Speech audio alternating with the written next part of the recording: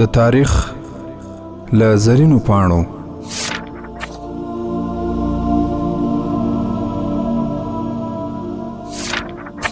د اسلام لومړي خلیفه ابوبکر صدیق رضی الله تعالی عنه د شام لپاره یزید بن ابي سفیان د مشر په توګه وټاکه او بیا یې ورته وویل غواړم امتحان دې کړم او له کوره دې وباسم، یعنې شام ته دې ولېږم او وګورم چې ته له خپل منصب سره څنګه یې.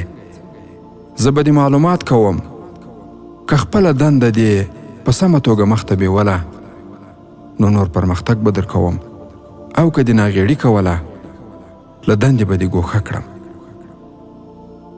د اسلافو په پلونو تګ د بریا راز دی.